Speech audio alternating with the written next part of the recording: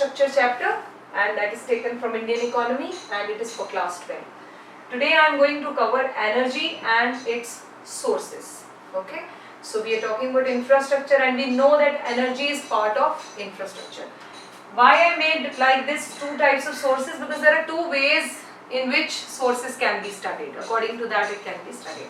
First we need to understand what is energy. So you need to reach to question number 5 as according to my handout, and the whole content is taken from NCERT, so you can rely on that. Energy is a critical aspect of the development process of a nation. It is of course essential for industries. Now it is used on a large scale in agriculture and other related areas like production, transportation of fertilizers, pesticides, farm equipments. It's required in houses for cooking also, energy चाहिए. Household lighting and heating, हमारे यहाँ energy है इसीलिए I am able to talk to you, right? So energy when I talk about is we are talking about power. Okay. Why it is important? It's important in every work, in production, in goods and services you produce, anything you produce you want energy. So country की growth के लिए, हमारी growth होगी तो country grow करेगी, इसलिए energy is very important. So then they say what are the sources from which you can take out this energy. So there are many ways to define sources. One way, second way. One way of source is commercial energy. एक तो आप इसको इस तरह से भी जान सकते हैं, commercial energy and non-commercial energy. Okay. So when I say commercial मतलब पैसे से related. For which, if you're buying that energy, you have to pay some price is what is commercial. So what is non-commercial? जिसके लिए पैसा नहीं देना पड़ता. पैसा देना पड़ता है ये कौन सी है? जैसे मेरे घर में बिजली आती है, बिजली का बिल भी आता है. आपकी इंडस्ट्री में बिजली आती है, वहाँ बिल भी आता है. So this is what is known as commercial energy. I have bought it. So I pay according to the units, how many units every month they check कितने units आपने use किए and according to that they send a bill, please pay. So that's the commercial source of energy. Non-commercial कौन सा है जिसके लिए पैसा नहीं देना पड़ता? अरे वाह, ये तो बहुत अच्छी है. काउ डंग बर्न करते हैं, उस पे खाना बनाना, फील्ड वेस्ट जो है उस पर खाना बनाना या उसको यूज करना, ये सब कौन से हो गए? For that you are not suppose to. Forest में वेस्ट को उठाना, ड्राई वेस्ट जो है उसको बर्न करना, so that is for that you are not suppose to pay anything, so that's non commercial. Simple. So let's read from the notes. Each question again, it can come as a difference or it can come directly defined. सबसे पहले I'll start with commercial. It refers to those source of energy, underline कीजिए, which command a price and the user have to pay a price for that. Okay. For example, of commercial, coal. If I burn coal in my factory, I have to buy that. Petroleum, you buy that. Or electricity which is coming as they are bought and sold. They are generally exhaustible. ये भी आप अपने features में याद रखें अगर ये question आता है. Exhaustible समझते हैं, which is exhausted. Once it is used, it's gone. Once you burn the coal, it's gone. वो ash बन गया, right? It cannot be used again. So it is exhaustible in nature, except hydropower. Hydropower समझते हैं, पानी से जो बिजली बनती है. तो वो पानी प्रेशर से गिरा, टरबाइन्स चले, बिजली बनी और पानी नीचे चला गया, पानी यूज हो जाएगा. So it can be used. Commercial sources are mostly used for industrial and commercial purposes. Okay. So इनका हम क्योंकि कंट्री की बात कर रहे हैं, घरों की नहीं, इसलिए वो प्रोडक्शन पर्पसेस बता रहे हैं.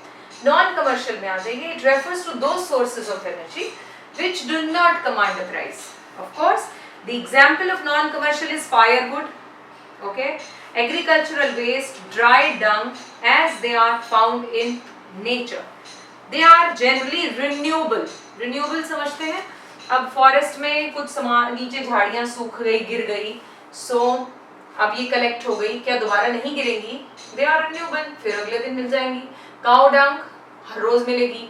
So इस तरह की वेस्ट जो है renewable नेचर की है. Alright, renewable समझते हैं, renew होती रहती है अपने आप. Non-commercial sources are mostly used in domestic and consumption purpose. Why are they saying this? Rural areas में that's the main source of energy. Any trouble? So we talked about commercial, non-commercial. We will talk about another types of sources of energy, that is कौन-कौन सी, conventional and non-conventional. है वही वाली, लेकिन उन्हें अब इसमें category में डिवाइड कर दिया, conventional, non-conventional source of energy. When I say conventional, word से पता चलता है पुराने वाली, जो शुरू से चलती आ रही है वही सोर्स कन्वेंशनल. ये कुछ नया है. पुरानी यानी कोल भी पहले से आता था, ठीक है, हाइड्रो भी बनती थी पहले से, पेट्रोलियम से भी बनता है. नई कौन सी, wind energy, solar energy, tidal energy, nuclear, atomic, ये सब नए हैं. तो ये नॉन कन्वेंशनल हो गए, कन्वेंशनल हो गया. Clear?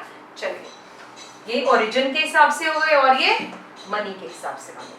Conventional, it refers to the sources of energy which are in use since long. कहा ना पुराने टाइम से चल रहे हैं, and can be stored also. कोल को स्टोर कर सकते हैं, yes. पेट्रोलियम को स्टोर कर सकते हैं, जी हाँ. पानी को डैम पर रोक लेते हैं तो ये स्टोर हो सकती है. For example, coal and oil mainly. Such sources are non-renewable sources. Once burnt, it's gone.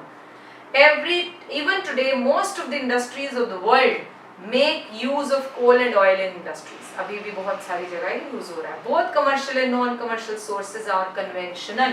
ये जो दोनों थे ये पुराने मेथड का पार्ट है. नया मेथड कौन सा है? It refers to source of energy which have come into use only recently. Underline कीजिए जो अभी अभी आया है. For example, solar, wind, geothermal, biogas, tidal. Such sources are renewable in nature. Sun हर रोज आएगा, हर रोज हम उससे एनर्जी बना सकते हैं. टाइड्स उठती रहेंगी सी में, वहां पर बना सकते हैं. विंड चलती रहेगी राजस्थान के एरिया में, हर जगह चलती है, लेकिन कुछ एरिया स्पेसिफिकली जहां बहुत तेज हवा चलती है वहां एनर्जी बन सकती है. So it's renewable in nature.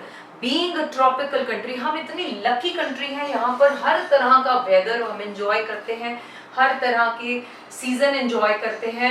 हमारे पास डू यू नो, हमारे पास हिल्स भी हैं तो डेजर्ट भी है, हमारे पास प्लेन एरिया भी है, हमारे पास सी साइड्स भी हैं. मतलब हमारे पास इतने लकी हैं, ट्रॉपिकल रीजन में रहते हैं. और इसमें होने का फायदा क्या है? India has almost unlimited potential for producing all three types of energy if some appropriate cost effective technology that are already available are used. आपको पता है हमारी लेटेस्ट गवर्नमेंट ने बहुत हद तक, आप अगर ये दोराहा की कैनाल देखें तो यहाँ पर जाते हुए आप देखेंगे कि कैनाल के ऊपर भी सोलर सिस्टम लगाया गया है ताकि एनर्जी जनरेट हो. If you go to border area Rajasthan, there also सबसे बड़ा solar plant I think world का बड़ा है, ठीक है, world's biggest solar plant is installed there. Why? Because that energy is given to the close by villages in that area. So government is working towards that, and they are finding out new ways how can we work on this. और कम खर्चे, एक बार installation खर्चा तो है, तो government is ready to do that, and बाद में उसके recurring expenses are almost negligible. Right? तो धूप नहीं देना ना सब कुछ. ऑल राइट, आगे चलते हैं. कहाँ हैं हम? यस, दो last bullet point. Though these types of energy resources are inexhaustible, ये तो कभी एग्जॉस्ट ही नहीं होंगे. मेरे दादाजी के टाइम पे भी धूप इतनी थी, पिताजी के भी टाइम पर उतनी है, मेरे टाइम पर भी. They are non-exhaustible. Inexhaustible. A lot of problems are faced in harnessing them and storing them. You cannot store solar energy. It has to be used immediately. जैसे बनी साथ ही यूज हो जाती है, ठीक है जी, इसको स्टोर नहीं कर सकते. Besides the problems on heavy cost and management, हाँ, उनको मैनेज करना और लगाने की installation cost is high. As a result they are not generally used in industry. तभी तो इंडस्ट्रियलिस्ट जो है वो इस पर इन्वेस्टमेंट करना नहीं चाहते. आगे आने वाली पॉलिसीज में बन गया है, जितने नए होटल्स बनेंगे, जितने नए रिजॉर्ट्स बनेंगे, वहां पर सोलर ही लगेगा. गवर्नमेंट ने मैंडेटरी कर दिया है कि you have to invest that much money so that आप जो है उसी से ही अपनी कंजम्पशन की नीड जो है वो पूरी कर सकते हैं. I'm sure they are very general points. Both the sources I'm sure you've understood. और ये काफी हद तक पेपर में एक नंबर में या डिफरेंस के फॉर्म में इनमें से एक ना एक चीज तो पूछी ही जाएगी. All right. So rest we will cover in the coming videos. Bye bye.